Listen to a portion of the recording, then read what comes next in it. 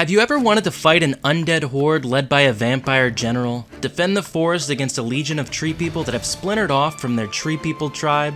Send your very good boy and dog commander off to lead an army to defeat incoming bandits?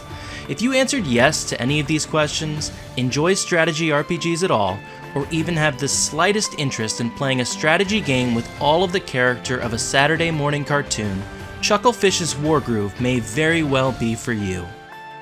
Chucklefish has been very upfront about drawing inspiration for Wargroove from early 2000s light tactical RPGs such as Game Boy Advance's Advance Wars, so much so that they mentioned it in their press kit.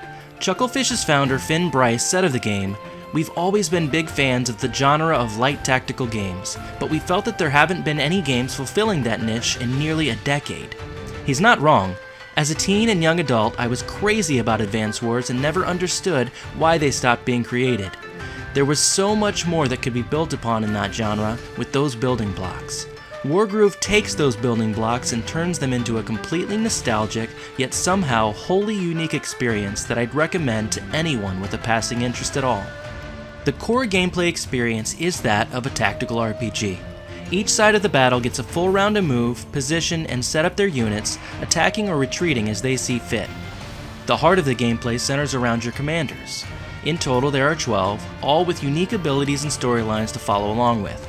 There's Mercia, the princess who is out to avenge her father's death despite everyone's wishes for her to sit around and be more of a princess. Emmerich, a mage who was friends with Mercia's father, the king, who now has goals of avenging the king while also looking after Mercia. Caesar is, as the game describes, a magnificent and majestic canine, whose mere bark can inspire confidence in his army. And yes, he is a very, very good boy. Each of the 12 commanders has a groove, a unique power that becomes available after dishing out enough damage to an enemy. These powers can completely turn the tides of a fight. They may be defensive, healing several units at once, or offensive, attacking one or more enemies with a fierce attack. The variety in grooves can completely change your style of play, causing you to be more cautious or aggressive, knowing what your commander has in store to inspire their units after a few more rounds. There are many different units to choose from, each with their own strengths, weaknesses, and critical hit scenarios. The soldier, one of the more basic units, can perform a critical hit when next to the commander on the battlefield. The spearman, a critical hit when next to another spearman. The archer, when completely stationary. The variety here lends to many different techniques and chances for the battle to be completely won or lost based on your decisions on who to deploy, how you arrange them, and how you manage your resources. Every battlefield has at least one fort that you can use your increasing gold at to hire more troops or heal the troops you have on the field. Each turn you get gold for every town you capture, adding another wrinkle to the gameplay. Should you move down and capture the town to secure more gold for more combat units, or should you press on and attack the incoming battalion? The truth is, there's never really a right answer to that.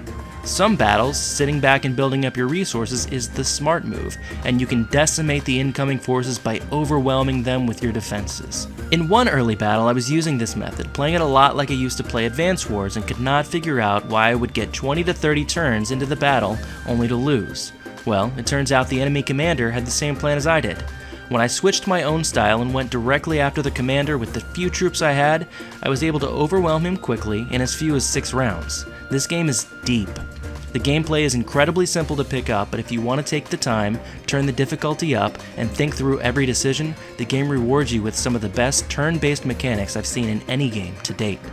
I mentioned Saturday morning cartoons earlier for a good reason. The over-the-top but incredibly unique characters, bright, artistic environments, and silly but engaging story would fit right at home in a great cartoon, only with a little more death and violence. I can't say I was ever moved to tears or felt like I had developed a friendship with these characters the way that Fire Emblem managed, but this game is not that. What it did do is manage to keep a smile on my face from the very beginning to the very end, ready to see what was in store for my heroes next, ready to read every bit of text and lore, because the care and detail put into every line of text was incredible. The heart and humor are clear indicators that the team at Chucklefish really cared about this game and wanted to make something special, and it worked. The sound is no exception to this care.